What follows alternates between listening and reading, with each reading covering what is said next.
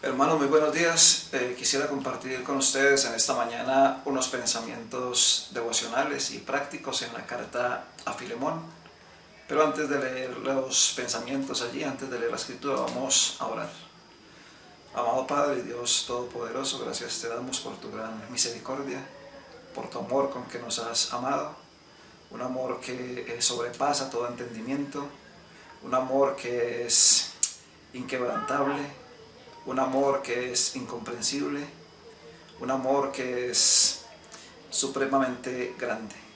Gracias te damos por tu Hijo amado, nuestro Señor Jesucristo, por poderle recordar, por poder pensar en sus glorias, por poder pensar en su carácter. Y Padre, gracias que el Señor Jesucristo es el todo y en todos. Gracias que en Él habita corporalmente, como dice tu palabra, toda la plenitud de la deidad. Además, tu palabra también nos dice que nosotros estamos completos en Él. Gracias que en Él no nos falta nada y lo tenemos absolutamente todo. Rogamos por tu guía en esta hora, que tu Santo Espíritu sea guiándonos al conocimiento de tu verdad. Y oramos así agradecidos en el nombre del Señor Jesucristo. Amén. Bien, hermanos, entonces vamos a leer en Filemón. La Escritura dice: Pablo, prisionero de Jesucristo, y el hermano Timoteo, al amado Filemón, colaborador nuestro, y a la amada hermana Apía, y a Arquipo, nuestro compañero de milicia, y a la iglesia que está en tu casa. Gracia y paz a vosotros de Dios nuestro Padre y del Señor Jesucristo. Doy gracias a mi Dios, haciendo siempre memoria de ti en mis oraciones, porque oigo del amor y de la fe que tienes hacia el Señor Jesús, y para con todos los santos, para que la participación de tu fe sea eficaz en el conocimiento de todo el bien que está en vosotros por Cristo Jesús. Pues tenemos gran gozo y consolación en tu amor, porque por ti, oh hermano, han sido confortados los corazones de los santos. Por lo cual, aunque tengo mucha libertad en Cristo para mandarte lo que conviene, más bien te ruego por amor, siendo como soy, Pablo, ya anciano, y ahora, además, prisionero de Jesucristo. Te ruego por mi hijo Onésimo, a quien engendré en mis prisiones, el cual en otro tiempo te fue inútil, pero ahora a ti y a mí nos es útil, el cual vuelvo a enviarte. Tú pues recíbele como a mí mismo. Yo quisiera retenerle conmigo, para que en lugar tuyo me sirviese en mis prisiones por el Evangelio, pero nada quise hacer sin tu consentimiento, para que tu favor no fuese como necesidad, sino voluntario.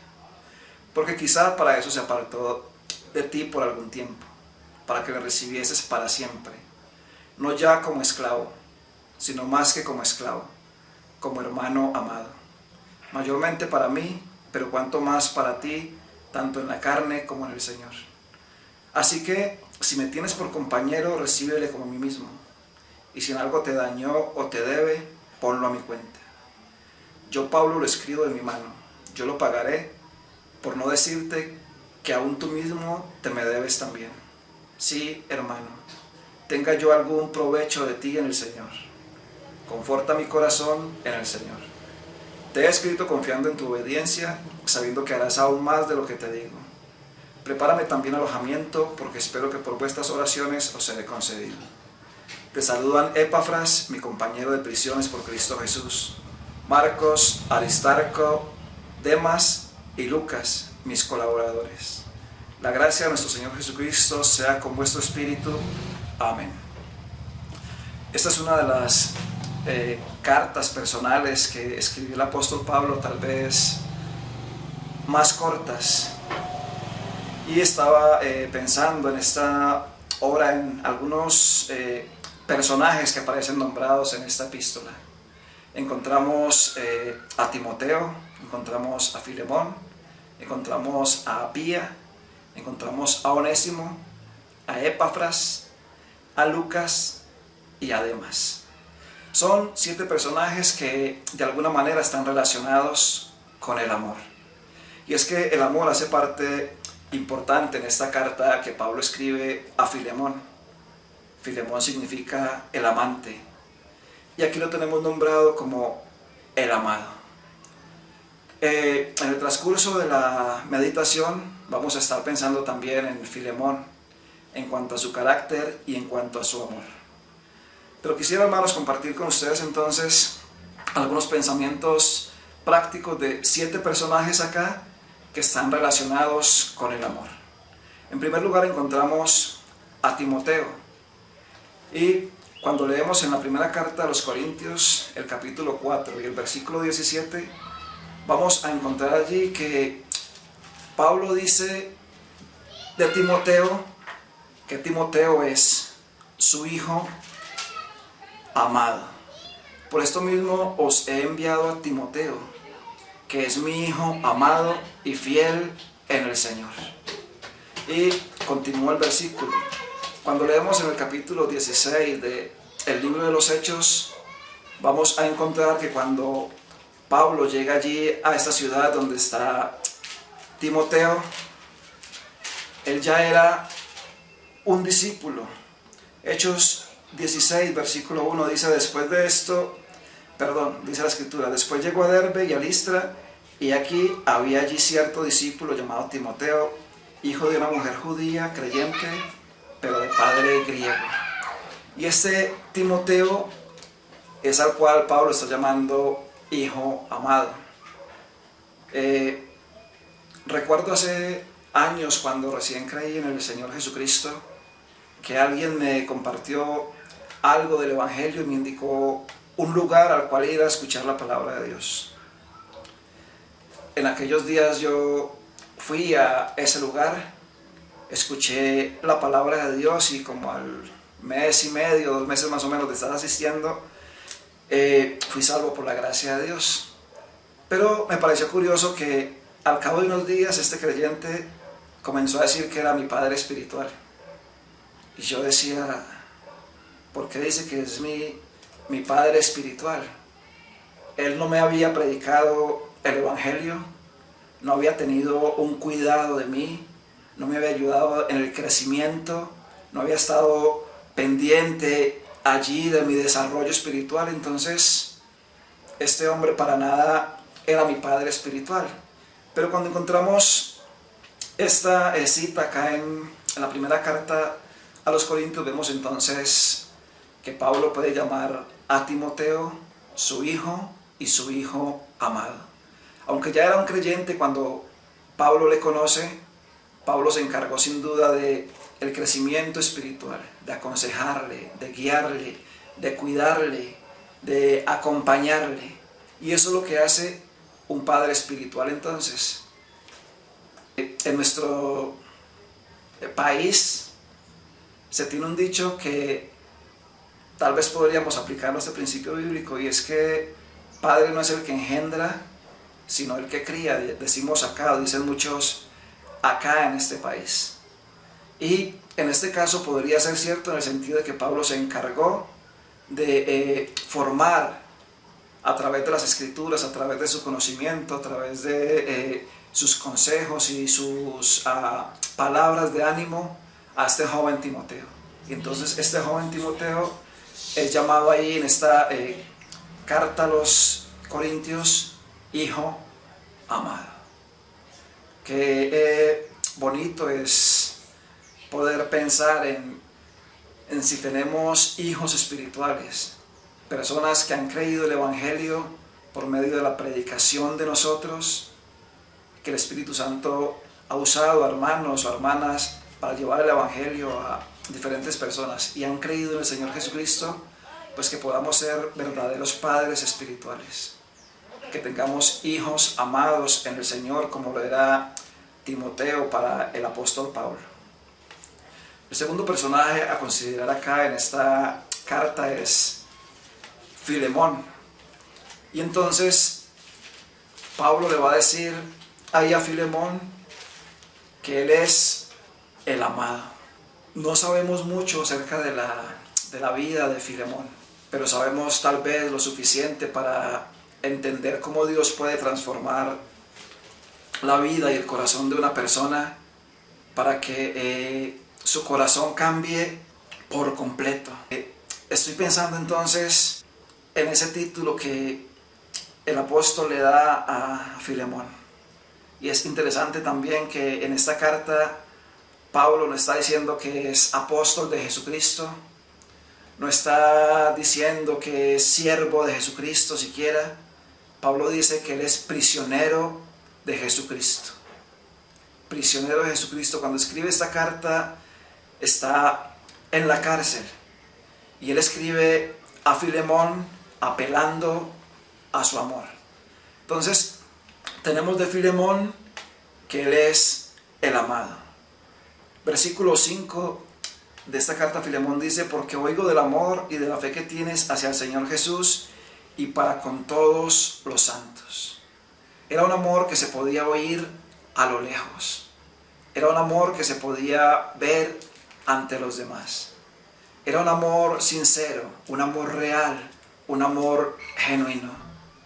Estoy pensando en Lucas capítulo 7, cuando el Señor Jesucristo está allí en aquella casa siendo invitado por Simón el fariseo, y él está allí sentado a la mesa y viene una mujer por detrás de él. Dice la escritura, Lucas 7:38, dice: y estando detrás de él a sus pies llorando, comenzó a regar con lágrimas sus pies, y los enjugaba con sus cabellos y besaba sus pies y los ungía con el perfume. Cuando vio esto el fariseo que le había convidado, dijo para sí: este, si fuera profeta, conocería quién y qué clase de mujer es la que le toca, que es pecadora. Entonces respondiendo Jesús le dijo: Simón, una cosa tengo que decirte. Y él le dijo: di, maestro. Un acreedor tenía 2 deudores.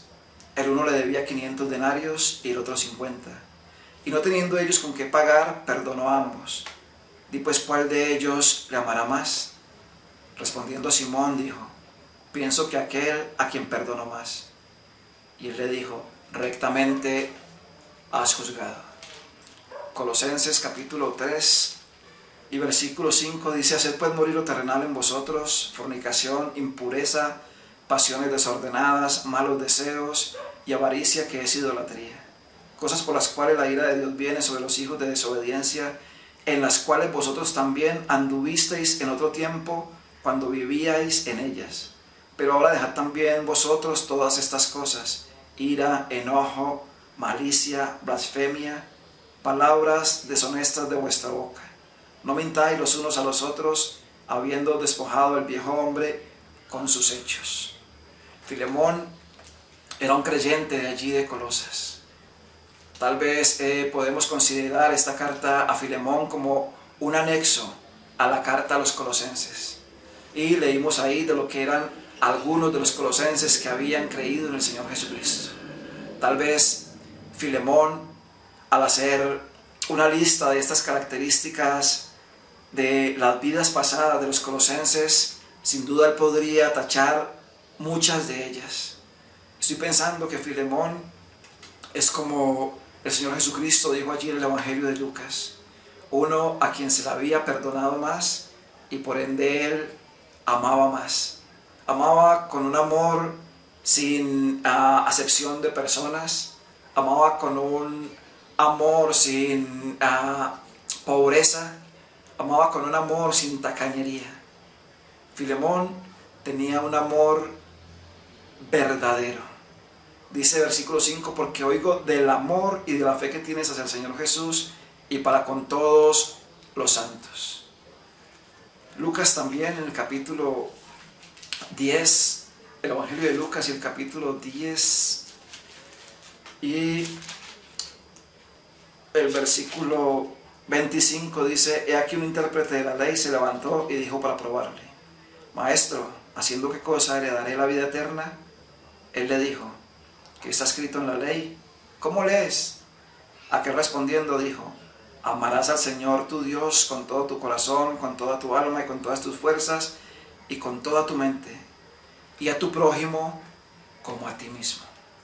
Sin duda en Filemón se cumplía lo que Gálatas llama la ley real. Era evidente su amor para con el Señor Jesucristo y por ende era evidente el amor para con todos los santos, para con todos los creyentes. Su amor era evidente no solamente para con todos los creyentes, pero sin duda también para con las personas de afuera. Estoy pensando mucho en lo que Santiago va a escribir también en su carta, en el capítulo 2 y versículo 14, donde dice: hermanos míos, ¿de qué aprovechará si alguno dice que tiene fe y no tiene obras? ¿Podrá la fe salvarle? Y si un hermano o una hermana están desnudos y tienen necesidad de mantenimiento de cada día, y alguno de vosotros les dice: id en paz, calentaos y saciaos, pero no les dais las cosas que son necesarias para el cuerpo, ¿de qué aprovecha? Y esa es una manifestación del amor. Pablo había oído del amor de Filemón, de cómo este hombre, que era un hombre de una buena posición económica allí en Colosas, había confortado los corazones de los creyentes, había provisto para sus necesidades, les había encaminado con bien. Es muy interesante leer también en las cartas del apóstol Juan, cuando él comienza a hablar del amor. Y dice que si alguno ama a Dios, debe amar también a su hermano. Si alguno no ama a su hermano, el amor de Dios no está en él. Leemos también en la primera carta de Juan, capítulo 4 y versículo 7, donde dice: amados, amémonos unos a otros, porque el amor es de Dios. Todo aquel que ama es nacido de Dios y conoce a Dios. El que no ama no ha conocido a Dios, porque Dios es amor. En esto se mostró el amor de Dios para con nosotros, en que Dios envió a su Hijo unigénito al mundo para que vivamos por Él. En esto consiste el amor, no en que nosotros hayamos amado a Dios, sino en que Él nos amó a nosotros y envió a su Hijo en propiciación por nuestros pecados. Amados, si Dios nos ha amado así, debemos también nosotros amarnos los unos a los otros. Y esto era una realidad en la vida de este creyente llamado Filemón, en la vida de este hermano amado, en la vida de este amante amado, por así decirlo, haciendo alusión al significado de su nombre. Qué bueno sería que podamos, y hablo por mí especialmente, que pudiésemos manifestar un amor real para con nosotros. Amar a Dios, amar a nuestro Señor Jesucristo, pero amar a nuestros hermanos. Esto es algo muy conocido y se ha dicho muchas veces, pero muchos creyentes abandonan las asambleas locales porque dicen que ahí no hay amor, que nadie les ama, que nadie les saluda, que nadie les quiere. Y la pregunta mía es: ¿están ellos demostrando ese amor para con los demás? Y no es excusa para nosotros que nosotros podamos manifestar ese amor que era evidente en la vida de Filemón. De esto hablaremos un poco más adelante, pero vamos a considerar a la tercera persona o al tercer personaje, y esta es Apía. Apía probablemente era la esposa de Filemón y Arquipo era su hijo. Algunos piensan que sí, que esta amada hermana era esposa de Filemón, y a mí me encanta leer de ella como dice: a la amada hermana. Esta mujer estaba en el corazón del apóstol Pablo. Pablo podía llamar a esta mujer amada hermana, sin duda, porque en esta mujer brillaban muchas cualidades de la mujer virtuosa, de la mujer que espera a Dios, que cada mujer sea para Él. Esta hermana Apía estaba buscando, su nombre significa fecunda, y no sé, tal vez esta hermana era una hermana de un muy buen testimonio, una hermana que predicaba a los suyos, que evangelizaba a personas, y era fecunda en el sentido de que tal vez muchas personas habían llegado al Señor Jesucristo por el testimonio de ella.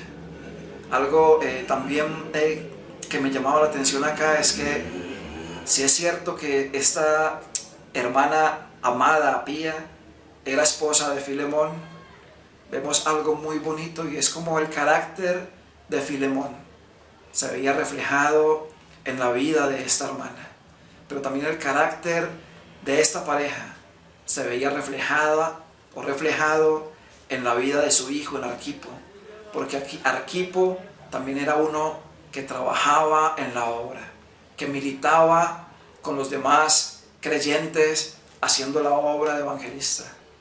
Qué maravilloso es poder contemplar hogares en los cuales el amor del Señor Jesucristo brilla, en los cuales el amor del Señor Jesucristo es evidente, y que sus hijos crecen amando al Señor Jesucristo, amando la obra de Dios y amando a los creyentes.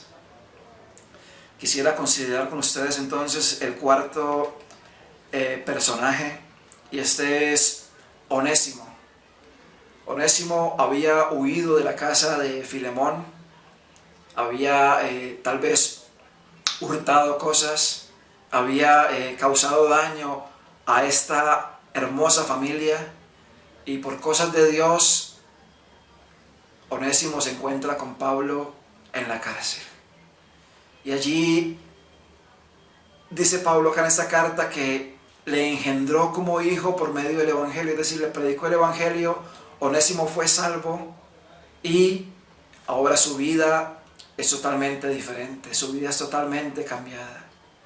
Pablo le envía con esta carta allí a Colosas, a la casa de Filemón, y le dice a Filemón que por favor le reciba no ya como un esclavo, sino como un hermano amado. Y era, al ver las características en la vida de Filemón, no era algo que fuera a ser difícil para él, era algo que tal vez se le iba a facilitar, porque es que el amar a los hermanos, amar a los demás, no depende tanto de cuánto me agradan, o cuánto tienen, o cuánto poseen.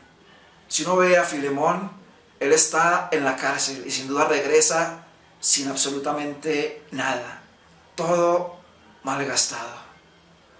Pero realmente Onésimo regresa con todo, porque regresa siendo un hombre nuevo, un hombre salvo. Y ahora Pablo le dice a Filemón que reciba a Onésimo no como esclavo ya, pero como un hermano amado. Hermanos, qué bueno que nuestro amor no haga distinción de clase social o de razas, o bueno, en cuanto a nuestros gustos o aprecios. Pablo se identifica con Onésimo porque él dice que él es prisionero de Jesucristo. En otras cartas Pablo va a decir que él es siervo de Cristo, y esa palabra siervo es esclavo de Cristo. Ahora Onésimo no va a ser más un esclavo de Filemón, pero va a ser un esclavo del Señor Jesucristo. Y la encomienda de Pablo a Filemón es que le reciba como un hermano amado. Es interesante también notar el hecho de que Onésimo va a Colosas llevando una carta de vida para perdón en cuanto a lo que tiene que ver con Filemón. Estoy pensando en un hombre llamado Urías en el Antiguo Testamento, un siervo fiel, un hombre fiel en todo el sentido de la palabra. David, el rey, trata de engañarlo para que él baje la guardia en ese sentido, que él vaya con donde su esposa y duerma con ella, para así David poder ocultar su pecado. Como ve que esto no ocurre, escribe una carta y se la da a Urías, y Urías la lleva al general del ejército de Israel. Y esta carta era una carta de muerte para muerte. Esa carta decía que el general del ejército de Israel debía poner a Urías en lo más recio de la batalla. Y cuando estuvieran en lo más recio de la batalla, entonces alejarse. Dejar entonces que Urías muriera era la orden del rey David. Es interesante cómo un siervo tan fiel como Urías, tan noble por así decirlo, va a pagar las consecuencias de un rey que era tan misericordioso, tan bondadoso. Le vemos en el caso de Mefiboset mostrando misericordia hacia él, mostrando amor de Dios a él, pero ahora por encubrir su pecado hace que un hombre justo muera a causa de su pecado. Pero cuando miramos a Onésimo, su nombre es útil, pero Onésimo era un completo inútil. Sin duda no hacía su labor bien, no hacía su servicio como debiera de ser, lo hacía a regañadientes. Y por eso entonces sale y causa este daño en la casa de Filemón. Pero cuando es confrontado con el amor de Dios en cuanto a su condición como hombre pecador, este hombre Onésimo no le queda más que rendirse a los pies del Señor Jesucristo, reconocer su incapacidad, reconocer su debilidad, reconocer sus fallas. Y Pablo, con todo gozo, escribe esa carta, se la entrega a Onésimo, y ahora Onésimo entrega esa carta a Filemón, para que Filemón le reciba como un hermano amado. Hay hermanos que han fallado en su servicio a Dios, por muchas circunstancias han fracasado en su servicio, y es triste ver cómo en lugar de amor, en lugar de ánimo, en lugar de poderles recibir como hermanos amados, a veces no sucede esto. A veces sucede lo contrario. A veces quieren borrar su nombre o borrar su legado de todo lado, simplemente porque el amor de Dios se convirtió en muchos casos, en muchos lugares, en un juego de poderes, y no en lo que realmente debería ser el amor de Dios. Entonces, que podamos recibir a esos hermanos que han fallado, que se han arrepentido de todo corazón para con Dios, recibirles como hermanos amados, mostrarles ese amor que el mismo Dios nos mostró a nosotros.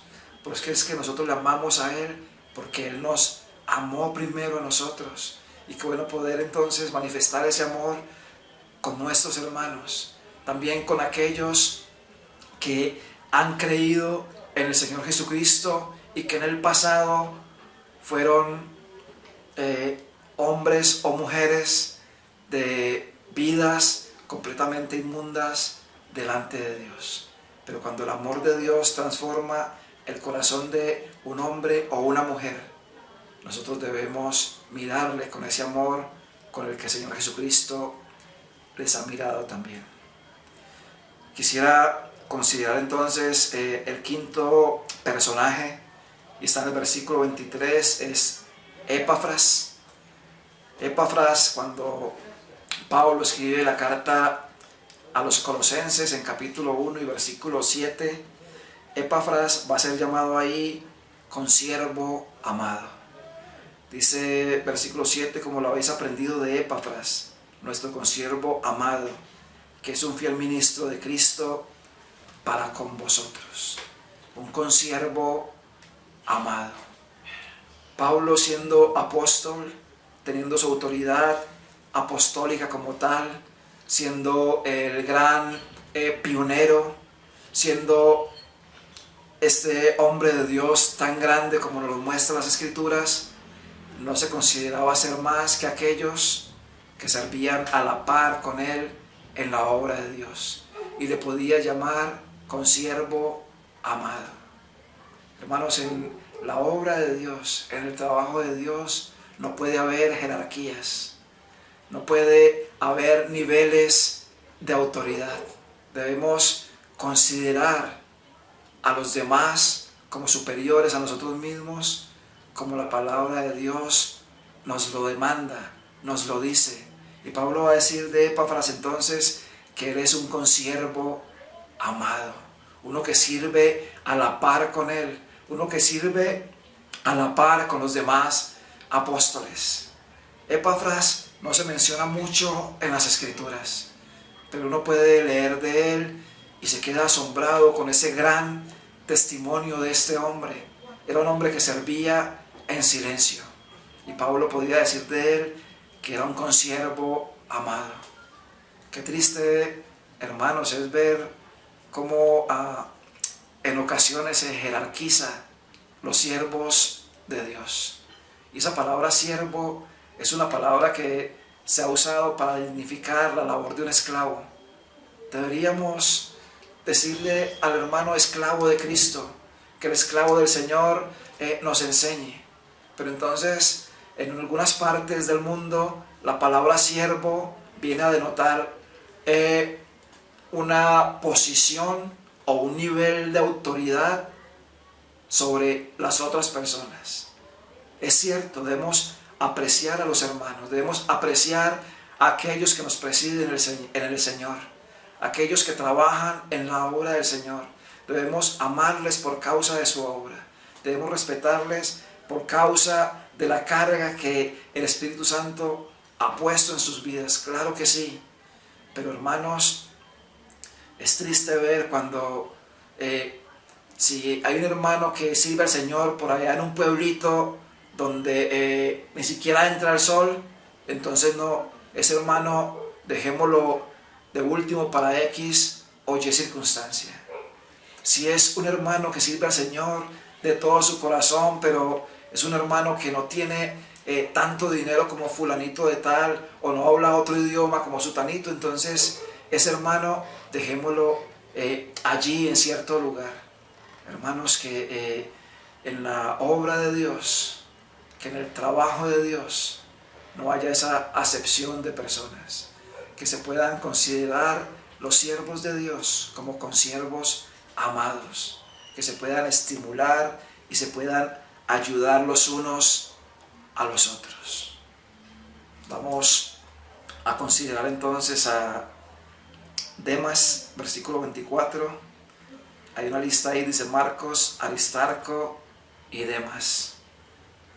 Demas tal vez es el puntico negro ahí en el vaso de leche. Demas era uno que había colaborado en el Evangelio, uno que había servido también juntamente con Pablo, uno que había ayudado a la obra de Dios. Pero al final de sus días, cuando ya el apóstol está a punto de partir de esta vida rumbo a la eternidad, cuando ya ha acabado la carrera, cuando ya está a punto de llegar a la meta, cuando ya ha peleado la buena batalla, él va a hablar de aquellos que le han acompañado, pero también de aquellos que le han desamparado. Capítulo 4 de la segunda carta a Timoteo, versículo 10 dice: porque Demas me ha desamparado amando a este mundo y se ha ido a Tesalónica. Yo puedo notar un profundo dolor en esas palabras de Pablo al escribir esto de Demas. Esa palabra desamparado es la misma que el Señor Jesucristo usa en la cruz del Calvario cuando dice: Dios mío, ¿por qué me has desamparado? Y yo puedo notar una profunda tristeza, un profundo dolor en el apóstol al escribir esas palabras. Demas me ha desamparado amando a este mundo.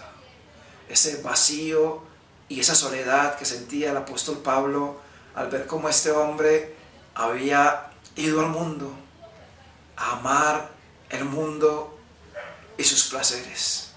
Hermanos, cuando un creyente, sea quien sea, si es creyente, se va al mundo, debe causar profunda tristeza y dolor en nuestros corazones, en los que nos presiden en el Señor, pero en el pueblo del Señor también. Es muy triste escuchar cuando personas se alegran porque el fulano de tal se fue al mundo y dicen: no, pues no esperaba más de ese fulano. Por causa del tiempo vamos avanzar entonces a Lucas y leemos también, usted tal vez ha leído en algunos momentos aquí en las Escrituras, como en la segunda carta a Timoteo también Lucas es llamado el médico amado. Qué bueno cuando creyentes ponen sus talentos, sus profesiones al servicio de los creyentes. Sin duda Lucas había sido de mucho consuelo, de mucho ánimo, de mucha ayuda para los creyentes en aquellos días. Y tener un creyente, aparte de ser creyente, ser un médico de profesión, aparte de ser ese médico, ser un hombre fiel, eso era bastante consolador para las vidas de los creyentes. No sé qué talentos tenga usted, pero entre la asamblea tenemos varios que trabajan en la medicina, unos que son médicos, otros que son enfermeros, enfermeras, y en estos días de esta pandemia, de este virus, muchos de ellos están trabajando allí, están arriesgando sus vidas, están poniendo a sus familias también en peligro de ser contagiados por este virus. Y hay varios hermanos, en especial en este país, que son médicos, que han sido de gran ayuda para muchos creyentes en diferentes circunstancias de sus vidas. Y es muy bonito ver cómo esos creyentes ponen esa profesión que Dios les dio, que ellos estudiaron para tenerla, pero como ellos, siendo médicos, ellos tienen un gran aprecio por los creyentes, cómo les sirven, cómo les recetan medicinas, cómo les dan fórmulas médicas para que vayan y los puedan atender. Acá en la asamblea misma hay un hermano que ha sido de mucha ayuda y mucho ánimo también para muchos creyentes en momentos de quebrantos de salud. Entonces, qué bueno ver a Lucas, el médico amado, allí sirviendo con el apóstol Pablo. Hay mucho más para decir acerca de esto. Ahora solamente quisiera tener un pensamiento devocional aquí en esta carta de Filemón. Tenemos entonces a Timoteo como el hijo amado, y yo no puedo leer esto sin dejar de pensar en el amado Hijo de Dios, nuestro Señor Jesucristo. En Mateo, cuando Juan le estaba bautizando, los cielos se abren, el Espíritu Santo desciende en forma corporal como de paloma sobre él, y de los cielos hay una voz que dice: este es mi Hijo amado, en el cual tengo complacencia. Y ahí tenemos un testimonio público del Mesías Rey. Pero cuando uno lee en Marcos, las palabras cambian un poco. Y en Marcos leemos acerca de este mismo evento que la Escritura dice: este es mi Hijo amado, o tú eres mi Hijo amado, en ti tengo complacencia. Y es un testimonio más personal, más privado. Tal vez será por lo que Marcos está presentando al Señor Jesucristo como el siervo perfecto. Y el siervo perfecto le basta con esa voz que viene del cielo directamente hacia él diciendo: o tú eres mi Hijo amado, en ti tengo complacencia. Hermanos, qué bueno poder pensar en el Hijo amado de Dios. Ahora vamos a Filemón, el amado del Padre, pero el amado nuestro amado Señor Jesucristo. Uno que cumplió la ley a cabalidad, uno que amó a este mundo hasta el punto de ir a la cruz y entregar su vida allí, uno que podía manifestar su amor cuando estaba sobre esta tierra a la viuda de Naín, a aquel centurión, a aquella jovencita, aquella mujer con flujo de sangre, a aquel leproso, a ese paralítico, a ese ciego, a esa mujer samaritana. ¿Cuántas personas se cruzaron en la vida del amado que puedan decir que no recibieron amor de parte de él? Hermanos, Él es nuestro amado. Y estoy pensando en las palabras del Cantar de los Cantares. Tal vez no hay tiempo ahora para leer ahí, pero ahí dice o habla la amada acerca del amado, de sus características, de cómo es Él. Es algo muy hermoso poder considerar al amado. Ahora dice a la amada hermana Apía, a la amada. Yo estoy pensando, y no quiero forzar la escritura, pero se me viene a la mente solamente pensar en la iglesia, que es la amada del amado, que es la amada, como dice allí en Efesios, que Cristo amó a la iglesia y se entregó a sí mismo por ella. Y nosotros como iglesia somos su amada novia y pronto su amada esposa. Qué hermoso es poder contemplar esto entonces en cuanto a Apía. También en cuanto a Onésimo, leemos allí de Onésimo, el hermano amado. Quiero leer con mucho cuidado y con mucha reverencia en Hebreos capítulo 2, versículo 12, donde dice: anunciaré a mis hermanos tu nombre, en medio de la congregación te alabaré. Y otra vez yo confiaré en Él, y de nuevo, he aquí yo y los hijos que Dios me dio. Así que por cuanto los hijos participaron de carne y sangre, Él también participó de lo mismo, para destruir por medio de la muerte al que tenía el imperio de la muerte, esto es, al diablo. Y qué hermoso, qué bonito o maravilloso es ver que Él nos pueda llamar hermanos. Él es nuestro Señor. Pero estoy pensando que así como José era Señor en Egipto y sus hermanos fueron a Él y Él lo recibió con ese amor y con ese cariño, José no dejó de ser Señor de la tierra de Egipto. Por eso decía que quería leer eso con mucho cuidado, porque en este pasaje yo veo cómo Él se identificó con nosotros al tomar forma humana y venir a este mundo, y en ese sentido identificarse con nuestra necesidad, no con nuestra naturaleza, porque Él no tenía pecado en ese sentido, no había pecado en Él, pero sí se identificó como uno de nosotros y por nosotros murió en la cruz del Calvario. Finalmente entonces consideramos rápidamente a Epafras.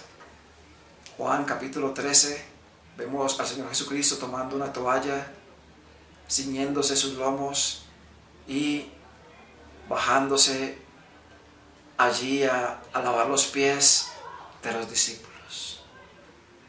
Yo no podría pensar en Él tanto como consiervo amado, porque ¿quién podría igualarle a Él en cuanto a su servicio? Pero sí como un siervo amado. Qué amor tan grande manifestó el Señor Jesucristo allí a sus discípulos.